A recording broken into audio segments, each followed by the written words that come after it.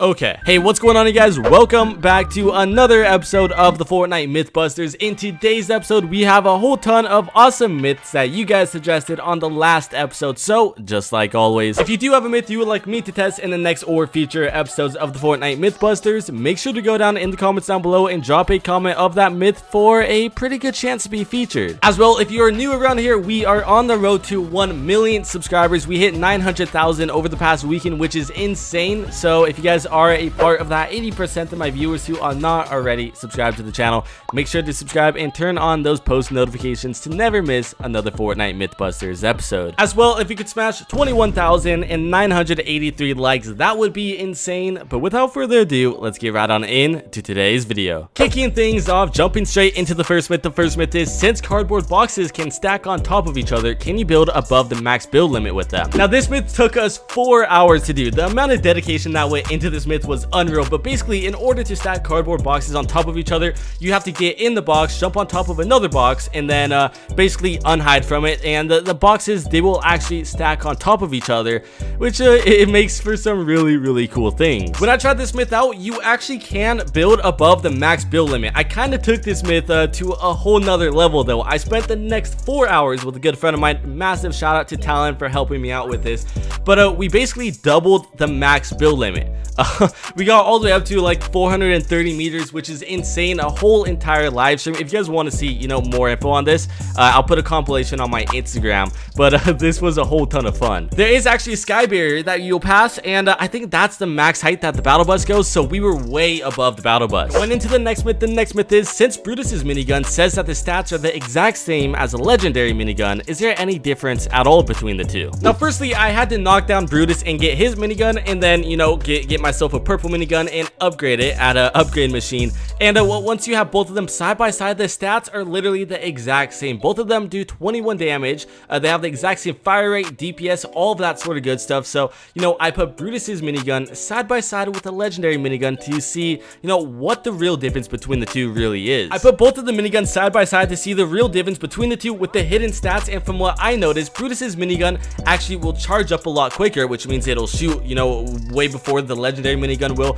And it also shoots for a longer period of time, and the cooldown rating is a lot quicker than a regular legendary minigun. So even though both of the miniguns do the exact same amount of damage, there is still a massive difference between the two, especially because of the fire rate and you know, the cooldown. But you know, a legendary minigun in game is definitely not a bad option. It's still a very good weapon. Going into the next myth. The next myth is, what happens when you throw a boogie bomb at someone who is gliding in midair? Now, just like a couple of myths that we've tested on this channel, I actually tested this myth out way back in like season 9, season 10. But you know, there's been so many new updates since then. You never know, Fortnite, they may have changed the game a little bit or updated what exactly happens. When I tried this myth out, I was in creative mode because obviously boogie bombs aren't in the real game of Fortnite. I then built up a massive platform with a launch pad, you know, right below. I then had my friend go into you know, the gliding mode. He jumped off the launch pad, pulled out his glider, and when the boogie bomb would actually hit him while he was gliding, unlike how it used to a long time ago, I could have sworn it would continue to let you glide and there would just be a disco ball above your head.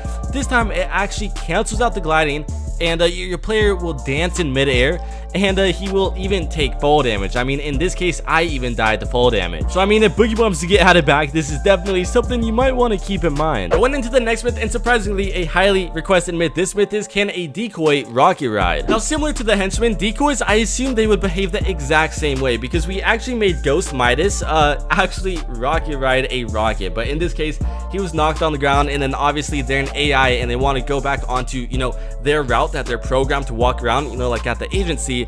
So as soon as Midas got onto the rocket, he just kind of crawled off.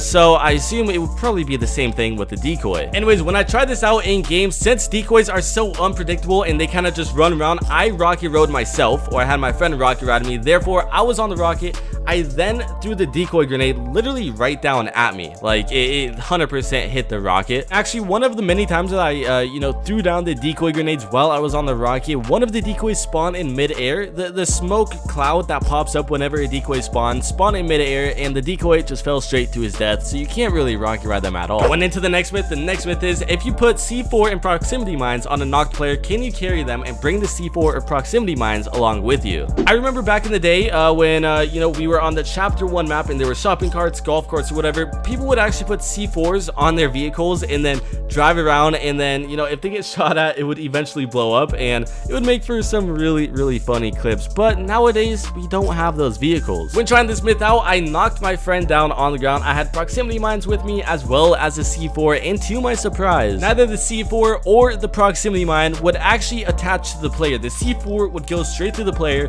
and then if you throw, you know, a C4 on top of another C4, it'll kind of bounce. Same thing with the proximity mines, but the proximity mines actually noticed there was a player there, and they would kind of just bounce away, which is pretty interesting.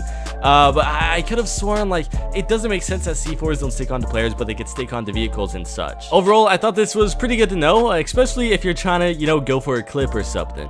Going into the next myth, is what happens if you're wearing the TNT in the skin and use the built-in emote? Will the decoys have the same cartoon effect? I know a lot of people do not use the TNT in the skin, but if you ever have, you would know that it has its own special emote. It's called Boom, and you basically throw this grenade down and your player turns into this weird but cool looking cartoon effect. I mean, I would rock the skin in game and use this effect the entire match if I could. When I threw down the decoys, it was actually pretty interesting. The majority of them would not have the effect. I threw down a total of 2 out of the 3, and while I was in the cartoon effect, the decoys, they would look perfectly fine. They would look normal. They did not have any effect at all. But the moment that I did not have the cartoon effect on my player and I threw a decoy down, the decoy had the cartoon effect, which really doesn't make sense. So just keep that in mind if you ever do use the TNT in the skin. I don't know if it was an actual glitch, but if you do have decoys and you have the effect on, just note that the decoys may or may not have the cartoon effect, and that'll definitely make you stand out. Going into the next myth is, can you sidegrade Meowscles' Pew Pew rifle to Sky's Scar? Now in game, you could actually sidegrade a legendary Scar to a legendary AK,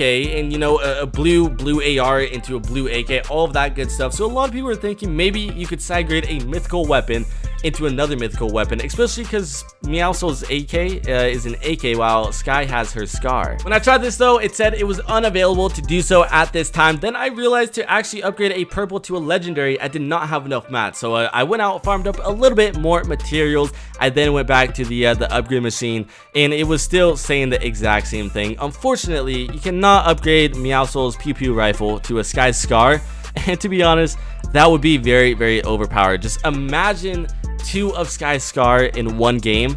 That would be deadly. But overall, I guess it's pretty good to know. Going into a very highly requested myth. This myth is, what happens when Midas or a boss goes into their own vault? Doing this myth took us so many times, and I thought this was a very good myth because you've never seen a boss go into their own vault, mainly because you have to kill them in order to get access to their vault. So to do this, we unfortunately had to do a glitch to get into a vault. Now the only time I've ever done this glitch is in my own custom matchmaking server, and I do not even show how to do the glitch in game because I do not want to promote any sort of glitches on my channel. It literally just ruins the game for a whole ton of people. After tons of attempts, we finally got Midas into his own vault, and it wasn't really that special, honestly. What I thought was really cool though is that I actually shook Midas down, and then it obviously shows the location of henchmen on the outside of walls, and in this case there was the henchman that usually guards the vault and looks towards the stairs, but this time he was actually looking into the vault towards Midas and actually trying to pickaxe the walls. Now there is a weird barrier that won't let you go towards the doors, so you are stuck in the corner where the keycard scanner is, but